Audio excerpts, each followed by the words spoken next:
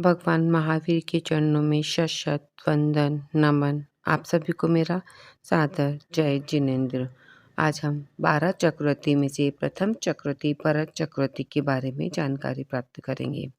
जम्बू द्वीप के भरत क्षेत्र में 12 चक्रवर्ती हुए। भरत चक्रवर्ती प्रथम चक्रवर्ती थे और भगवान ऋषभदेव के ज्येष्ठ पुत्र थे। उन्हीं के नाम पर यह भरत भूमि भारत कहलाती है। इनकी माता का नाम सुमंगला था। चैत्र माह के कृष्ण पक्ष की नवमी तिथि को भरत का जन्म हुआ। वह इक्ष्वाकु वंश में जन्मे क्षत्रिय थे। जब भगवान ऋषभदेव ने मुनि बनने का निश्चय किया, तब उन्होंने अपना साम्राज्य 100 पुत्रों में बांट दिया। अनेक राजकुमारियों के साथ विवाह संपन्न हुआ। प्रमुख रानी सुभद्रा से 2 पुत्र अर्ककीर्ति और मरीचि थे। मरीचि 24वें तीर्थंकर महावीर स्वामी के पिछले अवतारों में से एक था। एक समय राज्य लक्ष्मी से युक्त राजर्षि भरत को एक ही साथ 3 समाचार मालूम हुए। पहला, पूज्य पिताजी को केवल ज्ञान प्राप्त हुआ है। दूसरा, अंतपुर में पुत्र का जन्म हुआ है। और तीसरा, आयुधशाला में चक्र रत्न प्रकट हुआ है। क्षण भर में राजर्षि भरत ने सोचा कि केवल ज्ञान का उत्पन्न होना धर्म का फल है, चक्र का उत्पन्न होना अर्थ का फल है और पुत्र का उत्पन्न होना काम का फल है। अतः राजर्षि भरत ने सबसे पहले संवत्सर में जाकर भगवान की पूजा की, उपदेश सुना और केवल ज्ञान महोत्सव बनाया। इसके पश्चात चक्र की पूजा की, इस करके पुत्र का जन्मोत्सव बनाया। इसके पश्चात भरत महाराज ने दिग्विजय के लिए प्रस्थान किया। चक्ररत्न सेना के आगे आगे चलता था। संपूर्ण षटखंड पृथ्वी को जीत लेने के बाद वापस आते समय चक्र को एक स्थान पर खड़ा देखकर आश्चर्य हुआ।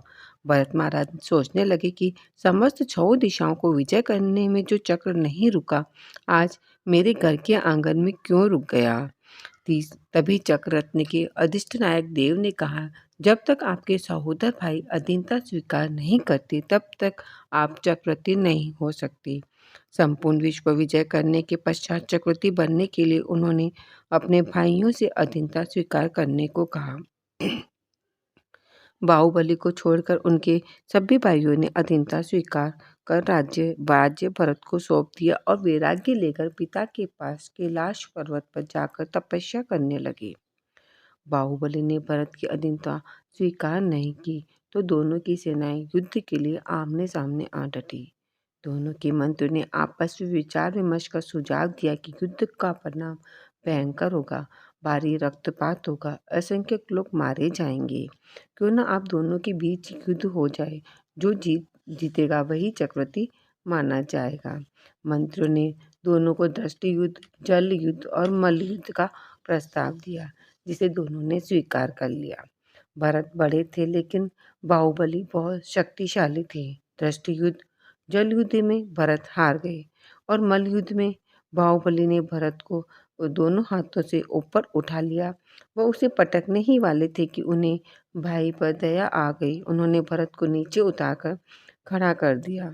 भरत ने इसे अपना अपमान समझकर बाहुबली भी चक्र रत्न छोड़ा, मगर स्वगोत्री पर चक्र रत्न कार्य नहीं करता। इससे चक्र रत्न भरत महाराज के पास वापस आ गया।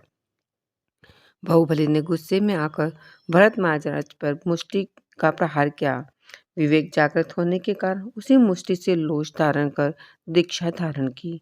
संवत्सरण में जाकर छोटे भाइयों को वंदना करनी पड़ेगी, यह सोचकर कायोत्सुक ध्यान में खड़े हो गए।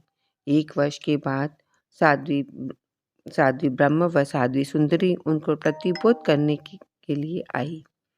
संवत्सर में जानने के लिए जैसे ही उन्होंने पर पैर उठाया, उन्हें केवल्य ज्ञान हो गया। इधर भरत चक्रवर्ती राजा कहलाने लगे। चक्रवर्ती राजा यानी जिनके वैभव विलास की कोई सीमा ही नहीं होती। संसार के सभी प्रकार के सुख उन्हें प्राप्त होते हैं।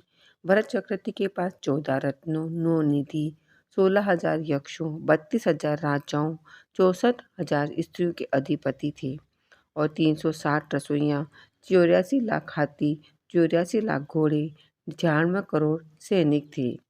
भरत महाराज ने 4,000 वर्षों में 6 खंड जीते थे। चक्रवर्ती सबके आदर्श माने जाते हैं, जो संपूर्ण विश्व पर राज्य करते हैं। एक दिन भरत महाराज स्नान करके अरीसा भवन में आए। तब महाराज ने स्वयं को आईने में देखा तो उसी समय उनकी दृष्टि बाएं हाथ की उंगली पर पड़ गई। वह उंगली साधारण सी क्यों दिख रही है? उन्होंने देखा उनकी उंगली में से अंगूठी कहीं गिर गई है और अंगूठी के बिना उंगली की शोभा ही नहीं है। शरीर के सभी अंगों की शोभा पृथ्वी में, यह सोचकर शरीर के सभी आभूषण निकाल दिए। देह का चिंतन करते करते शुभ भावना में लीन हो गए। अनित्य की भावना की शुभ प्रभा के प्रभाव से वह शपथ श्रेणी में चढ़े और घाती कर्मों को खपा दिए और उनको वहाँ कैवल्य ज्ञान हो गया। भरत चक्रवर्ती के साथ 10,000 राजाओं ने भी दीक्षा ली, व्रत अंगीकार किया।